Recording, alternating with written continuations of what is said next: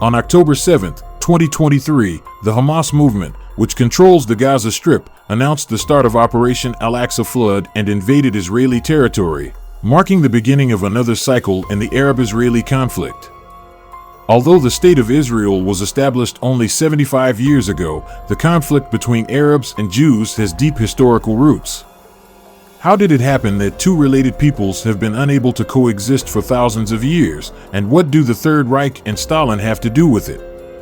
You've probably heard of or at least know about the Old Testament figure Noah, who built an ark and survived the Great Flood along with his family and pairs of animals.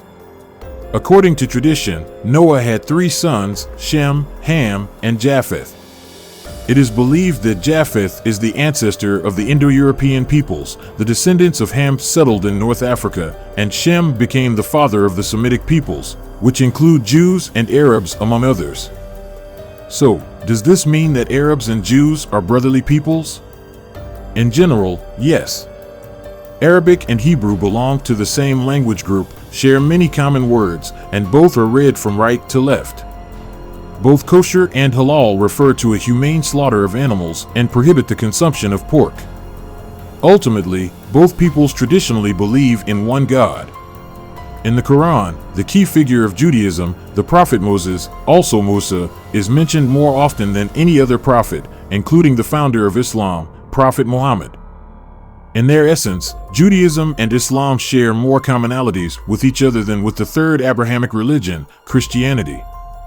It is hard to believe now, but at one time, Jews felt quite comfortable living under Arab rule. For example, in Al-Andalus, Spain, which was conquered by the Umayyad Caliphate by the 8th century, Jewish culture even experienced its golden age. Although Jews were not granted the same rights as Muslims, they were given the status of Al-Zimma, which translates to people of the covenant. During this time, a large number of Jewish theologians, philosophers, astronomers, poets, and even military leaders emerged, leaving a lasting mark on world history. In 1492, the Spanish completed their Reconquista, and Muslim rule in the Iberian Peninsula came to an end.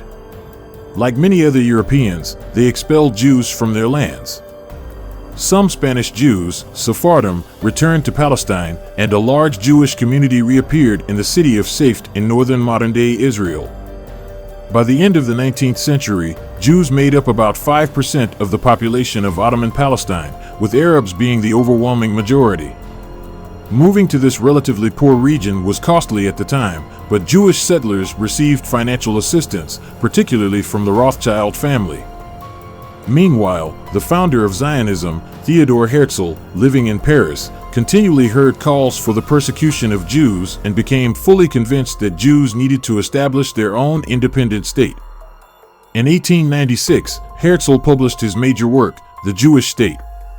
Notably, at first, Herzl did not consider the land of Eretz Israel, modern-day Israel, as the only possible location for such a project.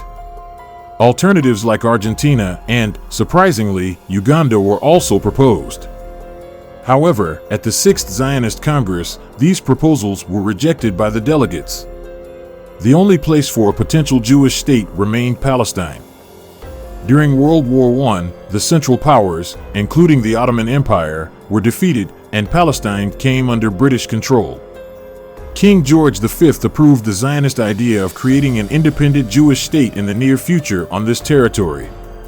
In November 1917, the Times newspaper published a document that would lay the foundation for the prolonged conflict between Arabs and Jews, the Balfour Declaration.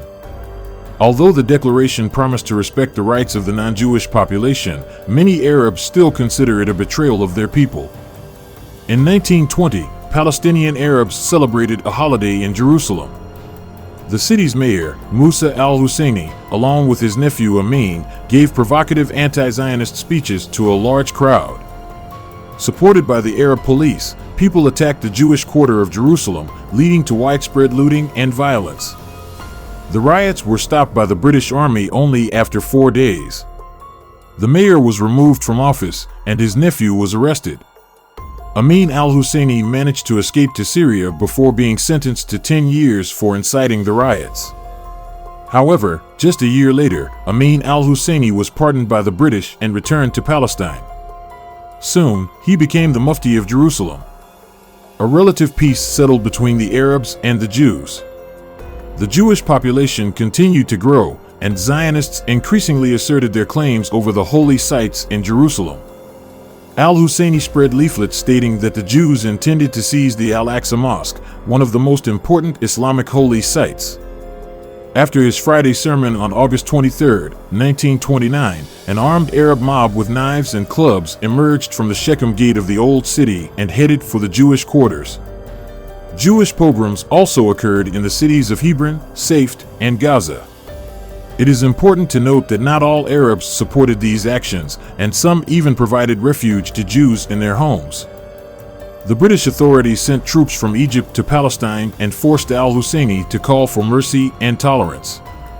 After these riots, Jews fled from Ramallah, Nablus, and Gaza. A British commission on the matter recommended restricting Jewish migration.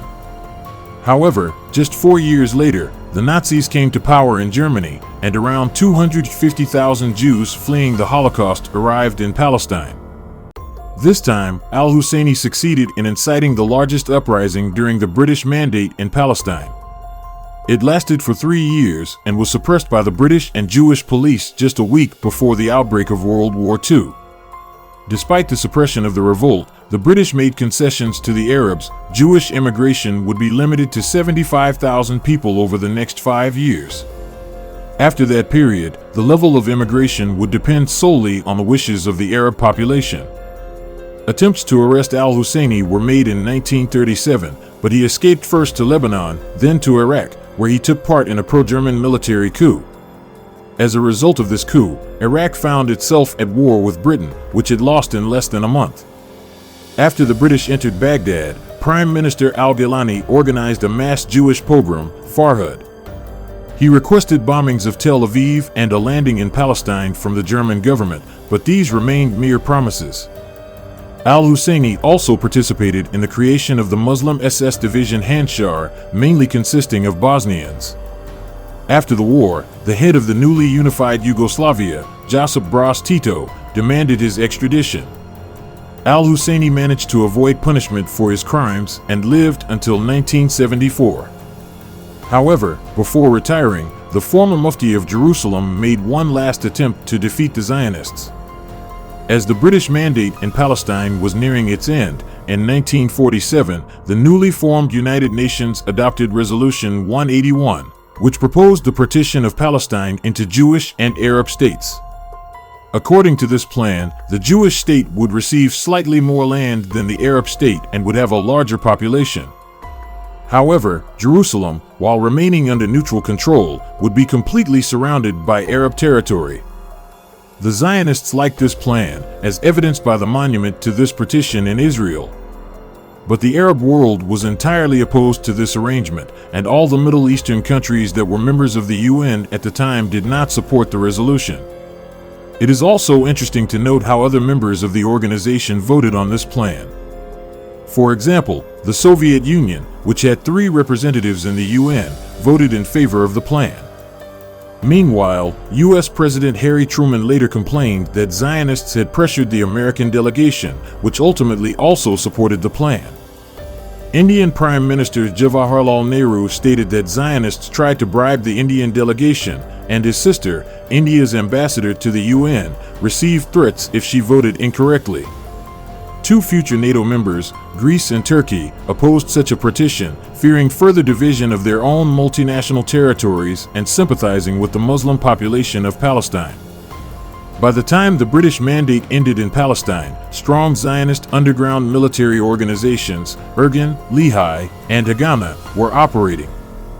There were also 2 Arab armies, the Army of Holy War and the Arab Liberation Army.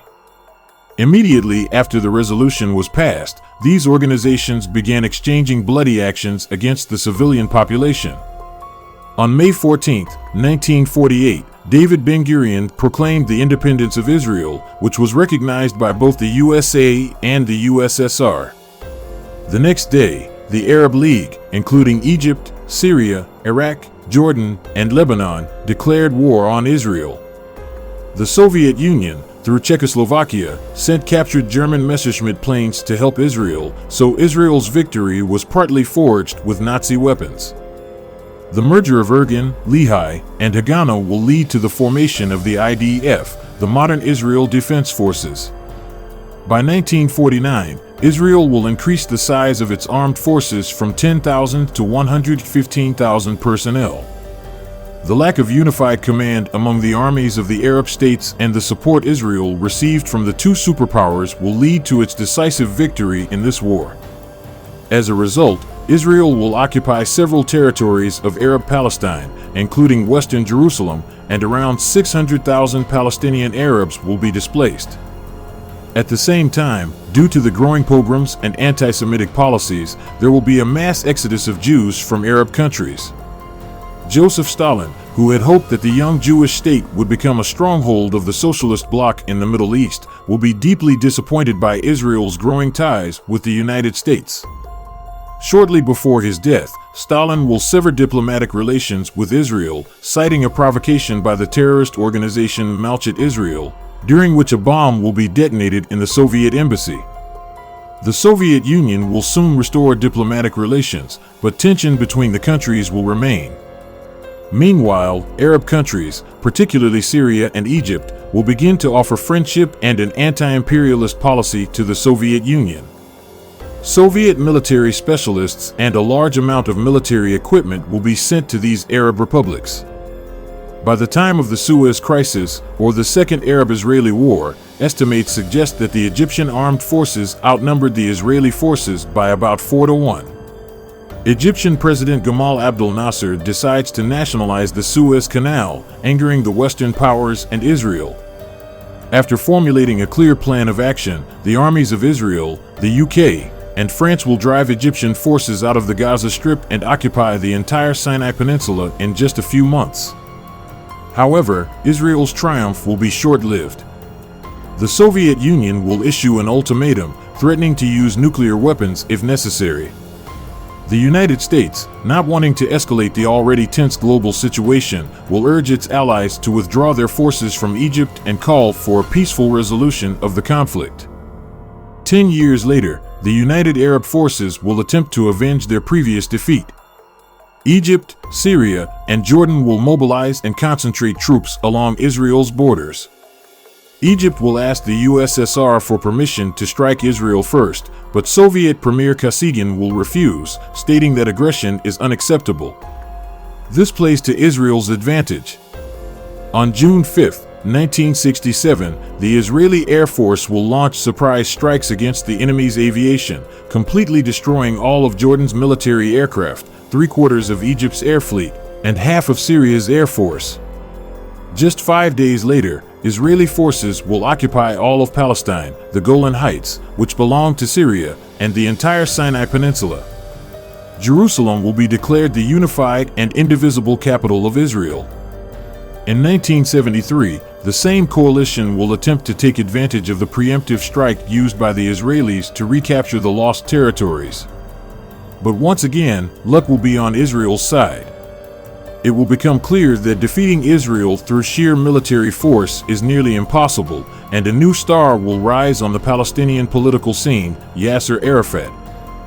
Born in Cairo, Arafat fought against the British-French-Israeli forces alongside volunteer Salman al-Saud, the future king of Saudi Arabia. After the Suez Crisis, Arafat will move to Kuwait, where he will establish Fatah, the Palestinian National Liberation Movement. He will also be linked to the Palestinian terrorist group Black September, which will carry out the Munich Olympics massacre in 1972, killing 11 Israeli athletes. Although Fatah will still be considered a terrorist organization by the US and Israel until 1988, Arafat will speak at the UN General Assembly as a peacemaker and deliver his famous speech about the olive branch that should not fall from his hand. At the same time, in the Soviet Union, operatives from his organization will be secretly trained. The Israeli intelligence service, Mossad, will attempt to eliminate Arafat in Beirut during the Lebanese Civil War, but Arafat will manage to escape the siege. In 1987, the Palestinian Arab uprising, known as the First Palestinian Intifada, will begin, and Arafat will take charge of it just weeks after it starts. Here, Israel will make its fateful mistake by deciding to apply the divide and rule principle to Palestine. Israel begins to sponsor what they believed at the time was an opposition movement capable of standing up to Fatah, the Islamic Resistance Movement, or Hamas. According to relatives of one of Hamas's founders, Abdullah Azzam, Hamas received support not only from Israel but also from Fatah, which, in turn, was supported by the Soviet Union. At the time, the USSR was engaged in a protracted war in Afghanistan against the Mujahideen, with Hamas volunteers joining them in the final stages. This means that Israel and the Soviet Union were, all along, arming themselves against the same enemy. Several years after the war began, Yasser Arafat and Israeli Prime Minister Yitzhak Rabin would finally shake hands. The Israeli army would leave the Gaza Strip and the West Bank. Both would receive the Nobel Peace Prize in 1994, but by 1995, Rabin would be assassinated by an ultra-right extremist who opposed the establishment of an autonomous and practically independent Palestine. However, not everyone in Palestine was happy with the agreement and the establishment of peace. First and foremost, Hamas was dissatisfied with the results.